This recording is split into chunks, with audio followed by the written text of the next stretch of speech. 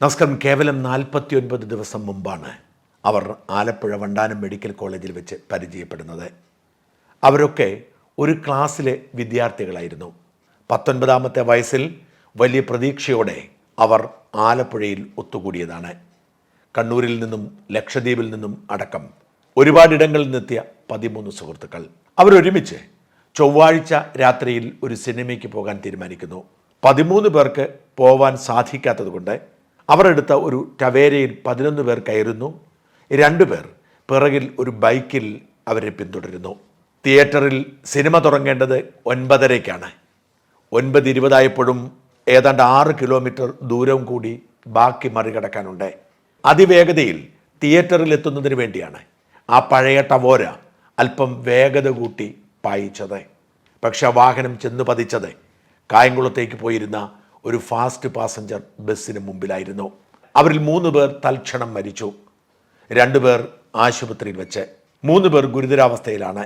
2 പേർ പരിക്കേറ്റ് സംഭവിച്ച കാര്യങ്ങളെ ഓർത്ത് വിതുമ്പിക്കൊണ്ട് ആശുപത്രിയിൽ കിടക്കുന്നു. ഒരാൾക്ക് മാത്രം ഒരു പരിക്കും പറ്റിയില്ല.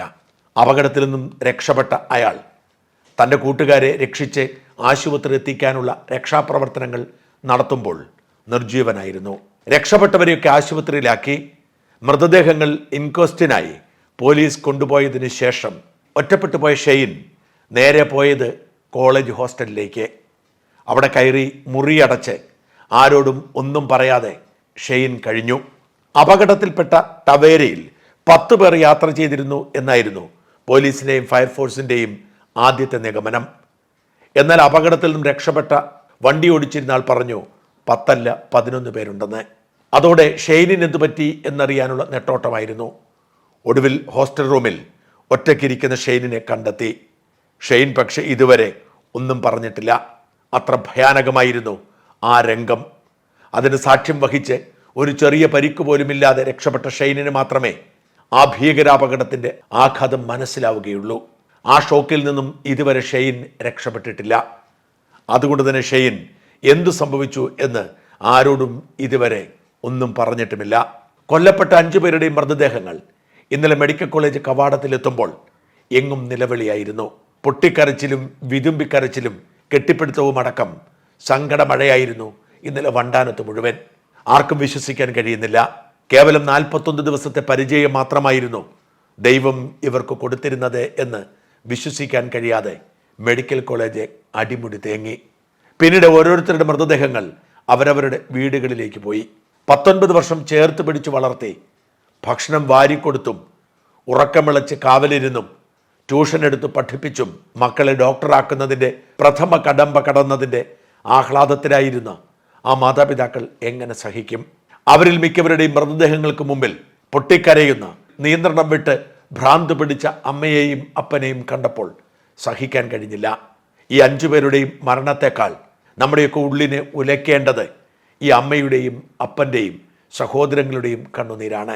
പ്രത്യേകിച്ച് തൻ്റെ കൈവെള്ളയിൽ കാത്തു സൂക്ഷിച്ചിരുന്ന കുരുന്നുകൾ എന്നേക്കുമായി നഷ്ടപ്പെട്ടിരിക്കുന്നു. ജീവസറ്റ അവരുടെ ശരീരം പോലും ഇനി കാണാൻ കഴിയില്ല എന്ന് തിരിച്ചറിഞ്ഞ് ഭ്രാന്ത് പിടിച്ച് പൊട്ടിക്കരയുന്ന, നിലവിളിക്കുന്ന, ആശ്വസിപ്പിക്കാൻ ശ്രമിക്കുന്നവരെ തള്ളിമാറ്റാൻ ശ്രമിക്കുന്ന അമ്മമാരുടെ കണ്ണുനീർ. സമാനതകളില്ലാത്ത സങ്കട പെരുമഴയിലൂടെയാണ് ഇന്നലെ വണ്ടാനവും നാടിൻ്റെ നാനാഭാഗത്തുമുള്ള മനുഷ്യരും കടന്നുപോയത്. ലക്ഷദ്വീപിൽ നിന്നും ഒരുപാട് സ്വപ്നങ്ങൾ കണ്ടുകൊണ്ടെത്തിയ മുഹമ്മദ് ഇബ്രാഹിമിൻ്റെ മൃതദേഹം പോലും ആ നാട് പിന്നീട് കണ്ടിട്ടില്ല. എറണാകുളത്തായിരുന്നു ഖബറടക്കം. ഒരുപാട് സ്വപ്നങ്ങളോടെ വളർത്തിയ 5 മക്കളും ദൈവസന്നിധിയിൽ എത്തിക്കഴിഞ്ഞിരിക്കുന്നു. എന്താണ് സംഭവിച്ചത്? പലരും പലതും പറയുന്നു. ഒരുപാട് ഘടകങ്ങൾ ഒരുമിച്ച് ചേർന്നപ്പോഴാണ് ആ ദുരന്തം പൂർത്തിയായത്. ഞാൻ അപകടത്തിൽപ്പെട്ട KSRTC ഡ്രൈവർ രാജീവിനോട് രാവിലെ സംസാരിക്കുകയുണ്ടായി. അദ്ദേഹവും ഞാനും തമ്മിലുള്ള സംഭാഷണം ഈ വീഡിയോയുടെ ഒടുവിൽ കൊടുക്കുന്നുണ്ട്. അദ്ദേഹം എന്നോട് പറഞ്ഞത് പെരുമഴയത്ത് അമിത വേഗതയിലെത്തിയപ്പോൾ കാഴ്ച നഷ്ടപ്പെട്ടതുകൊണ്ട് അപകടമുണ്ടായി എന്നാണ്. അമിത വേഗത തന്നെയാവും കാരണമെന്ന് നിഗമനത്തിൽ എത്തേണ്ടി വരും. കാരണം 9:30-ക്കാണ് സിനിമ ആരംഭിക്കേണ്ടത്. 9:20-നാണ് അപകടമുണ്ടാവുന്നത്. അവിടേക്ക് ഏതാണ്ട് 6 കിലോമീറ്റർ ദൂരം ബാക്കിയുണ്ടായിരുന്നു. അതുകൊണ്ട് തന്നെ പെരുമഴയിൽ അമിത വേഗതയിൽ പായിച്ചതാവും എന്ന നിഗമനത്തിൽ എത്തേണ്ടി വരും. 19 വയസ്സ് മാത്രമായിരുന്നു എല്ലാവരുടെയും പ്രായമെന്നോർക്കണം. അതായത് പഴയ ടവേര വാടകയ്ക്കെടുത്ത് അത് ഓടിച്ചിരുന്ന വിദ്യാർത്ഥിക്കും പ്രായം 19 മാത്രമായിരുന്നു. 1-1.5 വർഷമായി കാണും അയാൾക്ക് ലൈസൻസ് കിട്ടിയിട്ട്. അതായത് വണ്ടി ഓടിച്ച് പരിചയം തീരെ കുറവാണ്. 1-1.5 വർഷത്തെ ഡ്രൈവിംഗ് പരിചയം. അതുകൊണ്ട് ആ പ്രായത്തിൻ്റെ ചോരത്തിളപ്പും കണക്കിലെടുത്ത് സിനിമയ്ക്ക് സമയത്ത് പോകണം എന്ന ലക്ഷ്യത്തോടെ പാഞ്ഞു പോയത് തന്നെയാവാം അപകട കാരണം. പെരുമഴയാണ്. ഒരു വാഹനത്തെ ഓവർടേക്ക് ചെയ്യുകയായിരുന്നു. ഡ്രൈവർ രാജീവ് പറഞ്ഞത് ഓവർടേക്ക് ചെയ്ത് കടന്നു പോകാനുള്ള ഇടമുണ്ടായിരുന്നു എന്നാണ്.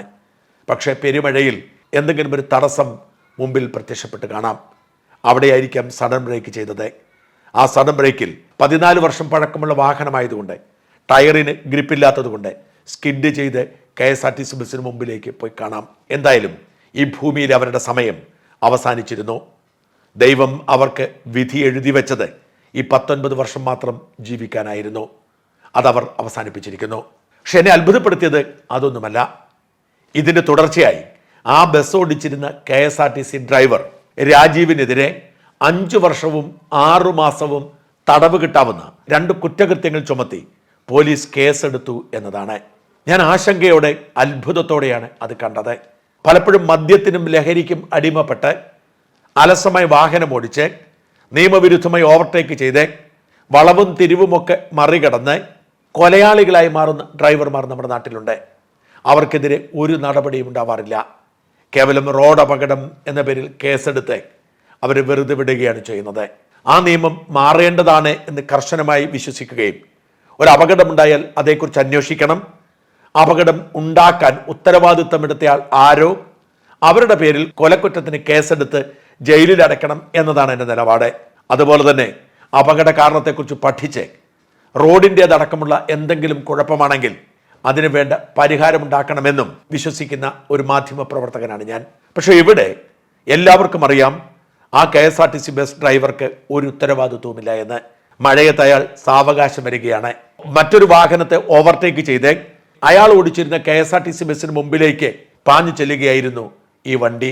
ഒരു തരത്തിലും ആ KSRTC ഡ്രൈവർ ഉത്തരവാദിയല്ല. അയാൾ അപ്പോൾ തന്നെ ചവിട്ടി. പക്ഷെ ആ ദുരന്തം അനിവാര്യമായിരുന്നു. ചവിട്ടിയിട്ടും ആ വാഹനം അതിശക്തമായി ഇടിച്ച് അകത്തേക്ക് കയറി. ഇവിടെ യഥാർത്ഥത്തിൽ ഇര ആ KSRTC ബസ് ഡ്രൈവറാണ്. നിറയെ യാത്രക്കാരുമായി സാവകാശം വന്നിരുന്ന ഒരു ഡ്രൈവറുടെ മുമ്പിലേക്ക് ഒരു വാഹനം ഇടിച്ചു കയറുമ്പോൾ അയാൾക്കുണ്ടാകുന്ന മാനസിക ഷോക്ക് ചില്ലറയല്ല. അയാളെ കൗൺസിൽ ചെയ്യുകയും ആശ്വസിപ്പിക്കുകയും ചെയ്യേണ്ട ബാധ്യതയാണ് പോലീസിനും സർക്കാർ സംവിധാനങ്ങൾക്കുമുള്ളത്. പക്ഷേ പോലീസ് ചെയ്തത് എന്താണെന്നറിയാമോ? അയാൾ അലസമായി വാഹനം ഓടിച്ച് അപകടമുണ്ടാക്കി 5 പേരുടെ മരണത്തിന് കാരണമായി എന്നാരോപിച്ചുകൊണ്ട് അയാൾക്കെതിരെ ഭാരതീയ ന്യായ സംഹിതയിലെ 2 വകുപ്പുകൾ ചുമത്തി കേസെടുത്തിരിക്കുന്നു. വിശ്വസിക്കാൻ പ്രയാസമാണ്. ആലപ്പുഴ സൗത്ത് പോലീസ് ഡ്രൈവർ രാജീവിനെതിരെ ചുമത്തിയിരിക്കുന്നത് BNS-ലെ 281 സെക്ഷനും 106 സെക്ഷനുമാണ്. 281 6 മാസം തടവ് കിട്ടുന്ന റാഷ് ഡ്രൈവിംഗ്, 106 മനഃപൂർവ്വം ജീവഹാനി ഉണ്ടാവും എന്ന് മനസ്സിലാക്കി ഉത്തരവാദിത്തമില്ലാതെ അലസതയോടെ ചെയ്യുന്ന ഒരു പ്രവൃത്തിയുടെ ഭാഗമായി ജീവൻ നഷ്ടപ്പെടുന്നു എന്ന കേസാണ്. ആ കേസ് തെളിഞ്ഞാൽ അയാൾക്ക് കിട്ടുന്ന ശിക്ഷ 5 വർഷം തടവാണ്. ഈ കേസ് തെളിഞ്ഞാലും ഇല്ലെങ്കിലും അയാൾ നിയമപരമായി ഇതിൻ്റെ പിന്നാലെ നടക്കണം. ഒരു FIR ഇട്ട് കഴിഞ്ഞാൽ അതിൻ്റെ ബാക്കി നോക്കേണ്ട ബാധ്യത പ്രതി ചേർക്കപ്പെടുന്ന ആളുടേത് മാത്രമാണ്. അങ്ങനെയാണ് പലപ്പോഴും മറുനാടിനെതിരെ കള്ളക്കേസുകൾ എടുത്ത് ബുദ്ധിമുട്ടിക്കാൻ പോലീസ് ശ്രമിച്ചത്. സുപ്രീം കോടതി വരെ പോയി നിലനിൽക്കില്ല എന്ന് പറഞ്ഞാലും കേസിന്റെ നടപടിക്രമങ്ങളുമായി മുമ്പോട്ട് പോകുന്നു. സുപ്രീം കോടതിയുടെ നിർദ്ദേശപ്രകാരം ജാമ്യം കിട്ടിയിട്ടും പോലീസ് കൊണ്ടുപോയ ഇലക്ട്രോണിക് ഉപകരണങ്ങൾ പോലും തിരിച്ചു തന്നിട്ടില്ല. അത്ര നൂലാമാലകൾ നിറഞ്ഞതാണ് ഒരു കേസിൽ പ്രതിയാവുക എന്നത്. ഇവിടെയാണ് മര്യാദയ്ക്ക് വാഹനം ഓടിച്ച രാജീവ് എന്ന KSRTC ഡ്രൈവറുടെ മേൽ കുറ്റം ചുമത്തിയിരിക്കുന്നത്. ഇന്നലെ ആലപ്പുഴ സൗത്ത് പോലീസിന്റെ FIR ആണ് എൻ്റെ കയ്യിലിരിക്കുന്നതും പ്രേക്ഷകർ കാണുന്നതും. അതിൽ പ്രതിയായി ചേർത്തിരിക്കുന്നത് ബസ് ഓടിച്ചിരുന്ന ഡ്രൈവർ എന്നാണ്. അതിൽ ഉത്തരവാദിത്വം ഇങ്ങനെ എഴുതുന്നു: പ്രതി ഡ്രൈവറായി ചുമതല വഹിച്ച് അപാകമായും ഉദാസീനമായും, അപക്വം എന്നായിരിക്കും, ഉദാസീനമായും മനുഷ്യജീവന് ആപത്തു വരത്തക്ക വിധം അമിത വേഗതയിൽ ആലപ്പുഴ കായംകുളം റോഡിലൂടെ അശ്രദ്ധമായി വടക്കു നിന്നും തെക്കോട്ട് ഓടിച്ചുകൊണ്ടിരുന്ന KL 15-937 നമ്പർ KSRTC ബസ് 02/12/2024 രാത്രി 9 മണിയോടെ T റോഡിൽ കളർകോട് ചങ്ങനാശ്ശേരി ജംഗ്ഷനും വടക്ക് വശം വെച്ച് ഇതേ റോഡിലൂടെ തെക്ക് നിന്നും വടക്കോട്ട് ഓടിച്ച KL 29C1177 നമ്പർ കാറിൽ ഇടിക്കുകയും ആയതിൽ വെച്ച് T കാറിൽ സഞ്ചരിച്ചു വന്ന 10ഓളം പേർക്ക് ഗുരുതര പരിക്ക് പറ്റി. അതിൽ 5 പേർ മരണപ്പെടുന്നതിന് ഇടയാക്കി എന്നുള്ളത് എഴുതി വച്ചിരിക്കുകയാണ്. രാജീവ് എന്ന് പറയുന്ന KSRTC ഡ്രൈവർ അലസതയോടെ, അഹങ്കാരത്തോടെ, ധാർഷ്ട്യത്തോടെ, മനഃപൂർവ്വം ജീവഹാനി വരുത്തുക എന്ന ലക്ഷ്യത്തോടെ വാഹനം ഓടിച്ച് അപകടമുണ്ടാക്കി 5 പേരുടെ ജീവനെടുത്തു എന്ന് FIR-ൽ എഴുതി വച്ചിരിക്കുകയാണ്. കഷ്ടം പോലീസെ, കഷ്ടം എന്നല്ലാതെ ഒന്നും പറയാനില്ല. ഉത്തരവാദിത്തമില്ലാതെ വാഹനം ഓടിച്ച് ജീവൻ എടുക്കുന്ന മനുഷ്യരെ വെറുതെ വിടുകയും ഒരു അപകടത്തിൽ ഇരയാക്കപ്പെട്ട ഒരു മനുഷ്യനെ പ്രതി ചേർക്കുകയും ചെയ്യുന്ന ഈ നീതി വ്യവസ്ഥ തന്നെയാണ് നമ്മുടെ കുഴപ്പം. പോലീസ് കുറച്ചുകൂടി പ്രായോഗിക ബുദ്ധിയും നീതിയും നിയമവും ഒക്കെ പഠിക്കേണ്ടിയിരിക്കുന്നു. വെറുതെ പോലീസിനെ പേനയെടുത്ത് FIR എഴുതി വയ്ക്കാം, കമ്പ്യൂട്ടറിൽ അത് രജിസ്റ്റർ ചെയ്യാം. എന്നാൽ FIR-ന് ഇരയാകുന്ന ഒരു മനുഷ്യൻ ജീവിതകാലം മുഴുവൻ അതിൻ്റെ പിന്നാലെ നടക്കണം. ദയവായി കുറച്ച് വകതിരിവ് കൂടി കാട്ടണം എന്ന് വിനീതമായി അഭ്യർത്ഥിക്കുന്നു. ഈ അപകടത്തിന്റെ യഥാർത്ഥ ദൃക്സാക്ഷിയും പോലീസ് FIR ഇട്ട് ഉപദ്രവിക്കാൻ ശ്രമിക്കുന്ന ആളുമായ KSRTC ഡ്രൈവർ രാജീവ് പറയുന്നത് കൂടി കേൾക്കുക. എന്ത് പറ്റി? നിങ്ങളുടെ പേരിൽ കേസെടുത്തിരിക്കുന്ന പറഞ്ഞ വണ്ടി അപകടത്തില് എന്നാ വകുപ്പ്? എന്നാ അങ്ങനെ നിങ്ങളുടെ ഭാഗത്ത് വീഴ്ചയൊന്നുമില്ലല്ലോ. ഇല്ല, ഇപ്പം എന്തോന്ന് അറിഞ്ഞില്ല. അതിപ്പോ നമ്മുടെ അതിനകത്ത് നമ്മുടെ യൂണിയനോട്ട് ഇടപെട്ടിട്ടുണ്ട്. ആണ് എങ്ങനെ നിങ്ങൾ അതിനകത്ത് ചോദിക്കുവോ, പരാതിപ്പെടുകയും ചെയ്തിട്ടുണ്ടോ? ഒന്നും ചെയ്തിട്ടില്ല. നമ്മളോട് ചോദിച്ചത് നമ്മളിപ്പോ സംഭവം നടന്ന് നമ്മൾ പറഞ്ഞായിരുന്നു. പ്രത്യേകിച്ച് ഒന്നും ഞാൻ പരാതിപ്പെട്ടിട്ടില്ല. അതിനിപ്പോ അന്നേരം നമ്മൾ സർക്കിളിൽ പരാതി കൊടുത്തിട്ടുണ്ട്. നമ്മള് അത് നമ്മുടെ ടിപ്പിൽ നിന്ന് തന്നെ അവിടുന്ന് അവർ സാർമാർ വന്നിട്ട് അവർ പരാതി സർക്കിളിൽ അന്നേരം കൊടുത്തായിരുന്നു. നമുക്കിത് നമ്മൾ അതുകൊണ്ട് തെറ്റല്ല, നമ്മളിനകത്ത് നിരപരാധിയാണെന്ന് പറഞ്ഞ് നമ്മൾ ഇന്നലെ തന്നെ പരാതി അവിടെ കൊടുത്തിട്ടുണ്ടായിരുന്നു. പക്ഷെ നിങ്ങൾ FIR ഇട്ടിരിക്കുന്നത് നിങ്ങളാണ് പ്രതിയായിട്ട് വെച്ചിരിക്കുന്നത്. FIR ഇട്ടേക്കുന്ന പ്രതിയാക്കി അന്നേരം അത് കണ്ടുകൊണ്ടാണ് നമ്മൾ തിരിച്ച് പരാതി കൊടുത്തത്. നമ്മൾ KSRTC സൂപ്രണ്ടിന് കൊടുത്ത്, പിന്നെ അവിടുന്ന് സർക്കിളിൽ നമ്മൾ അന്നേരം തന്നെ പരാതി അവർ കൊടുത്തായിരുന്നു. നമ്മളെ കൊണ്ട് എഴുതിച്ച് അവർ കൊടുത്ത്. ഓക്കെ, എന്താ സംഭവിച്ചെന്നാ? നിങ്ങൾ അതിലെ വന്നോട്ടെ. അവിടെ നല്ല വീതിയുള്ള വഴിയാണോ? പണി നടക്കുന്ന സ്ഥലമാണോ? നല്ല റോഡ്, നല്ല സ്ട്രെയിറ്റ് റോഡുമായി ഇവര് നല്ല സ്പീഡിലാണ് വണ്ടി വന്നത്. നല്ല സ്പീഡിലാണ് വന്നത് അല്ലേ? നല്ല സ്പീഡിൽ വന്ന് ഈ വണ്ടി ഓവർടേക്ക് ചെയ്ത് കയറി ഞാനിത് കാണുകയും ചെയ്തു. അങ്ങനെ അവർക്ക് ഓവർടേക്ക് ചെയ്ത് കയറി പോകാനുള്ള സ്ഥലവും ഉണ്ട്.